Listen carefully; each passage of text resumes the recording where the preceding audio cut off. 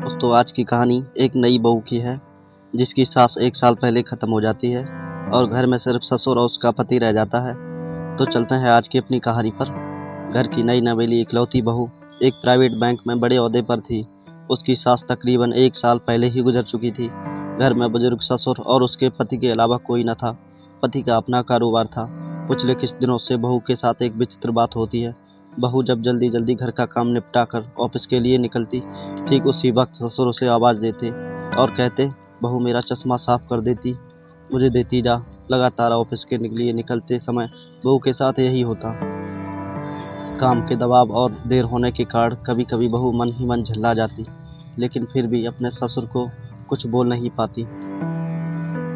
जब ये सिलसिला डेली होने लगा तो बहू एक बार इस वाकया से बहुत ही ऊब गई और पूरी तरह से चौंक गई कि ये हो क्या रहा है ससुर जी को। उसने पति को भी अपने पिता के इस व्यवहार पर बड़ा ताज्जुब हुआ, लेकिन उसने अपने पिता से कुछ नहीं कहा। पति ने अपनी पत्नी को सलाह दी कि तुम सुबह उठने के साथ ही पिताजी का चश्मा साफ करके उनके कमरे में रख दिया करो, फिर ये झमेला समाप्त हो जाएगा। अगले दिन बहू ने ऐसा ही किया और अपने ससुर के चश्मे को सुबह ही अच्छी तरह साफ करके उनके कमरे में रख आई। लेकिन फिर भी उस दिन वही घटना पुनः हुई और ऑफिस के लिए निकलने से ठीक पहले ससुर ने अपनी बहू को बुलाकर उसे चश्मा साफ करने के लिए कहा।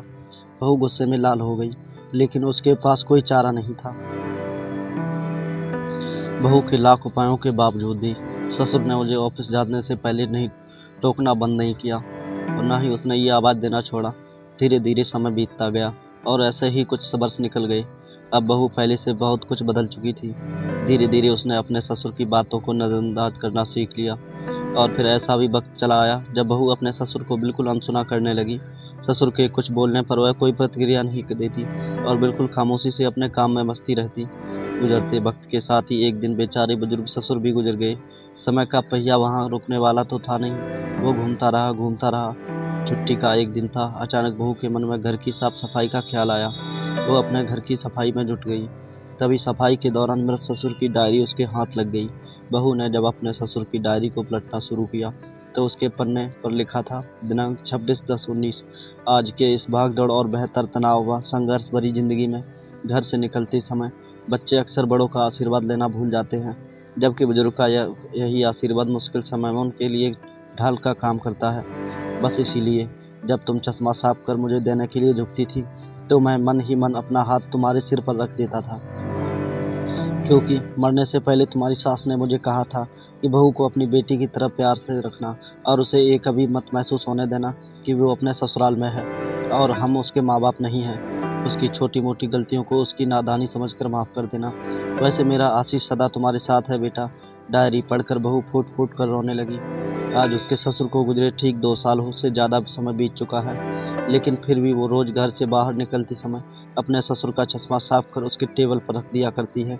उनके अनदेखे हाथ से मिले आशीष की लालसा में जीवन में हम रिश्तों का महत्व महसूस नहीं करते, चाहे वो किसी से भी हो, कैसे भी हो, लेकिन हम उसे अनदेखा करते रहते हैं और महसूस नहीं करते।